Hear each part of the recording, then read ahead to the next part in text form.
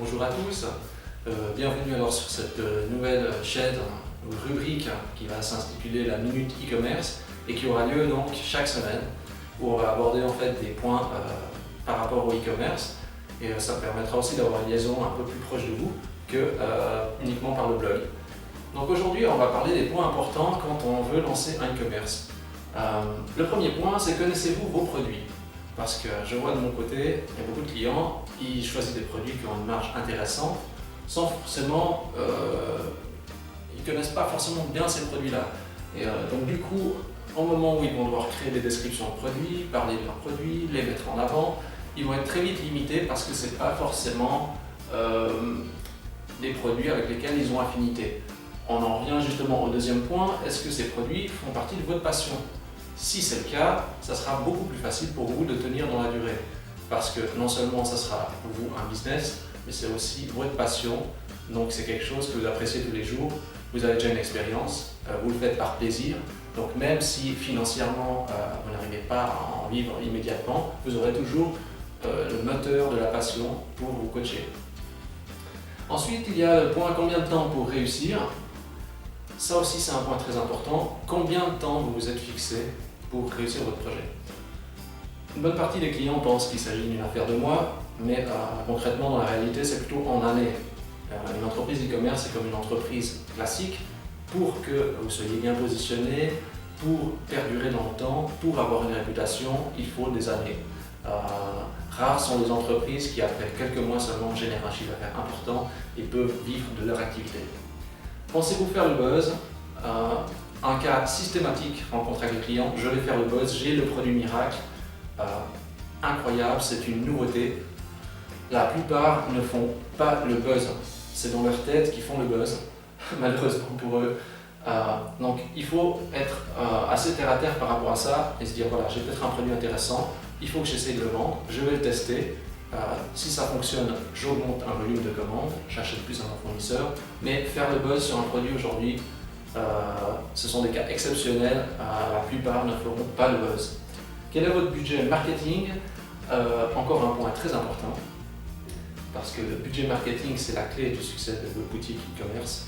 Sans budget marketing, vous ne vendrez pas. Donc ce qu'il faut tenir compte, c'est que si vous faites faire une boutique e-commerce, il faut un budget marketing. Il faut compter à peu près 3 fois le prix de la boutique. Ça veut dire si vous faites une boutique à 5 000 francs, 5 000 euros, il faudrait 15 000 euros, 15 000 francs de budget marketing.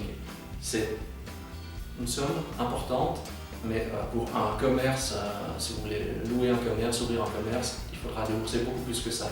Donc il faut un budget marketing absolument pour perdurer. Avez-vous expérimenté de la vente en ligne? Ça aussi c'est important, il faut déjà tester au préalable sur des plateformes par exemple en Suisse comme Ricardo, eBay, etc. de mettre en avant des produits, même sur des sites de petites annonces, publier des produits, essayer de le vendre à vos clients. Ça vous permet d'avoir une idée de la problématique et puis de voir si vous arrivez à vendre et vous aurez une meilleure visibilité de la problématique du e-commerce. Il y a des gens qui se lancent dans la vente en ligne en ignorant tout cela et après ils déchantent grandement une fois qu'ils rentrent vraiment dans le cercle de la vente en ligne. Qui sont vos concurrents et leur ancienneté? Très important aussi. Vous devez vous comparer avec les entreprises de votre taille et avoir conscience que les entreprises qui sont établies depuis 10 ans, 20 ans, vous ne pouvez pas passer devant eux du jour au lendemain. Même avec des budgets marketing importants, ils auront certainement un budget peut-être 2 fois, 3 fois, 100 fois, 1000 fois plus élevé que le vôtre. Donc ça, il faut être conscient aussi de qui sont vos concurrents et accepter de segmenter vos produits, vous positionner sur un marché niche pour avoir une chance aussi de rivaliser. Vous ne pouvez pas boxer dans la même catégorie qu'eux. Commencer simple et limiter les frais, c'est ce que je recommande à la plupart des clients. Beaucoup veulent la panoplie complète, toutes sortes de modules à installer, des systèmes d'affiliation, trop compliqués, même voir aussi bien sûr du multilingue dès le départ. Je conseille de commencer en français, sur quelque chose de classique, un thème de base PrestaShop convient très bien. Commencez à faire des ventes en ligne, réaliser vos premières ventes et à partir de ce moment-là, regardez comment la situation se présente, voir comment vous voulez évoluer par la suite. Inutile de sortir le gros budget dès le départ si vous n'êtes pas certain de pouvoir tenir sur le long terme. Donc commencer petit, c'est aussi une garantie de pouvoir évoluer petit à petit et de perdurer dans le temps. Choisissez une solution e-commerce adaptée. Forcément, je travaille avec PrestaShop, je trouve que c'est la solution du moment qui correspond bien pour la plupart des clients.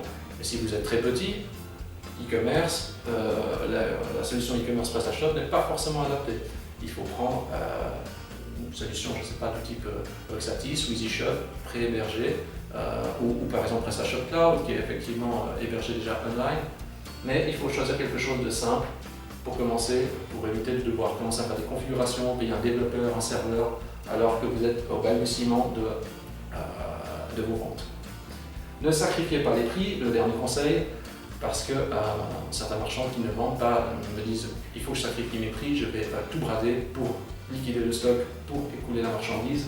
Ce n'est pas la solution parce que la vraie réponse est surtout dans la visibilité. Celui qui est visible, même avec des prix élevés, il pourra les vendre. Il y aura toujours des clients qui vont faire des comparaisons pour trouver les prix les moins chers, mais une fois que vous aurez un site on va dire présentable avec une offre détaillée, même si vos prix sont plus élevés, si vous arrivez à vous imposer comme leader sur ce marché, vos clients seront rassurés et ils paieront le juste prix.